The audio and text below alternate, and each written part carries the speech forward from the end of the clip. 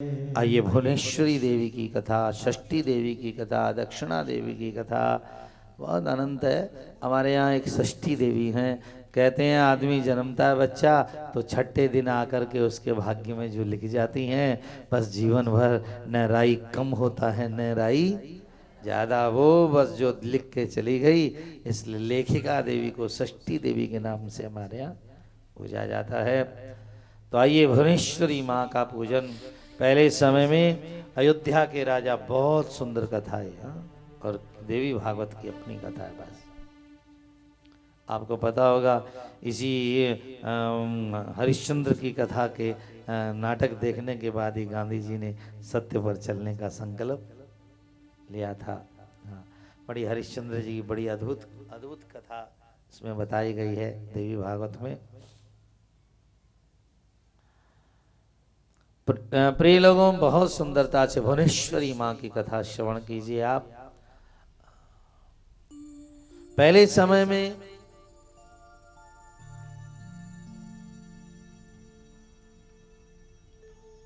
सत्यव्रत नाम के राजा थे साहब।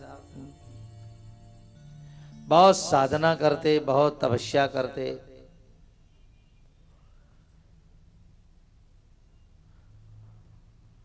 अयोध्या के ऊपर राज किया करते थे।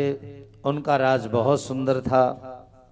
उन दिनों विश्वामित्र जी का और अपने वशिष्ठ जी का झगड़ा चल रहा था। गुरुजी लोगों में भी कभी कभी झगड़े शुरू हो जाते। तो झगड़ा क्या चीज का था? विश्वामित्र जी ने तप किया 10,000 साल ब्राह्मण बनने के लिए, पर वशिष्ठ जी ने उन्हें ब्राह्मण नहीं कहा। उन्होंने कहा मां के पेट से जन्मने वाला ब्राह्मण होता है, तप करके ब्राह्मण नहीं बना जा सकता। और ये तो कहा था कि ब्राह्मण से ऊंचा बना जा सकता है, पर वो बोले नहीं, हमको तो फिर तप कर लेंगे। तो ये झगड़ा चल रहा था उन दिनों। तो अयोध्या का राजा ये जो था, अब महाराज इसका नाम त्रिशंकु पड़ा आगे राजा का। इन्होंने वशिष्ठ जी से कहा मेरे पास पैसा भी है, धन भी है, दौलत भी है, सब कुछ बढ़िया अपने पास में, लेकिन हमें एक बात बता दीजिए, हमें शरीर के साथ में कहाँ जाना है? स्वर्ग जाना है। तो ऐसा कर दीजिए, हम शरीर के साथ में कहाँ चले जाएं? स्वर्ग चले जाएं। वशिष्ठ जी ने कहा भैया मर के तो जाया जा सकता है, पर शरीर के साथ में शरीर स्वर्ग, मरे तो स्वर्ग मिले। पर राजा ने कहा कि मेरी तो इच्छा यही है कि शरीर के साथ स्वर्ग जावे। अब देखो आप सब, उन दिनों झगड़ा चल रहा था। वशिष्ठ जी ने यज्ञ के लिए मना कर दिया, तो विश्वामित्र जी के पास में गए कि मुझे स्वर्ग के साथ में शरीर के साथ। विश्वामित्र जी ने कहा क्या हुआ? कहा वशिष्ठ जी ने मुझे मना कर दिया, हालांकि वो मेरे कुलगुरु हैं। विश्वामित्र जी ने कहा मैं भेजूंगा तेरे को शरीर के साथ। अब दो गुरुओं की लड़ाई में एक का भला तो हो ही जाता है। विश्वामित्र ने 10,000 तप किया था। उन्होंने इतना तप किया कि उस राजा को उन्होंने सीधा स्वर्ग भेज दिया शरीर के साथ। शरीर के साथ स्वर्ग गया। जब पहुंचा तो इंद्र ने कहा ले एक नई परिपाटी हो गई। अब तो शरीर के साथ में कोई भी धरती का आने लग जाएगा तो थोड़े दिन में अपना स्वर्ग तो खत्म हो जाएगा। तो राजा को स्वर्ग से उन्होंने वापस फेंक दिया। अब वो फेंका उसको नीचे तो चिल्लाया महाराज बचाओ। हरिश्चंद्र मां के पिता थे महाराज। तो उन्होंने, विश्वामित्र ने अपने हाथ से कहा वहीं रुक जाओ। अब बेचारा न तो ऊपर गया और न तो हो गया त्रिशंकु महाराज। न तो ऊपर और न नीचे, दो कहीं नहीं जा रहा। बताइए।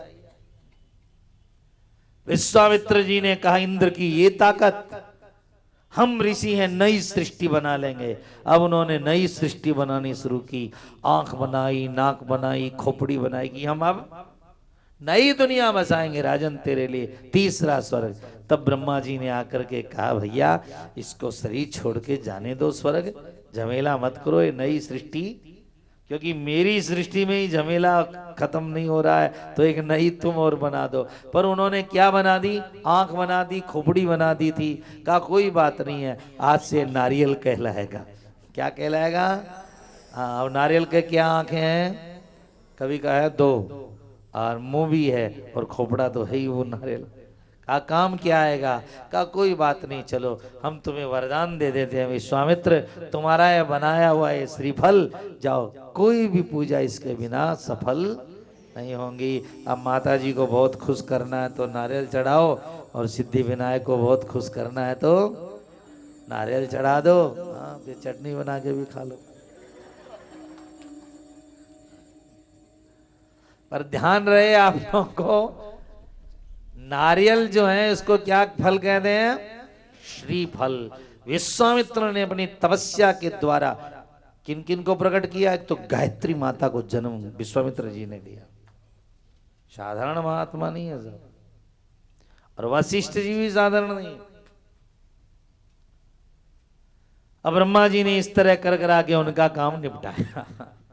तब से हमारे यहाँ पूजा में नारियल रखना बहुत जरूरी है, डाब रखना बहुत जरूरी है, और ये है श्रीफल होना, कोई फल हो न हो।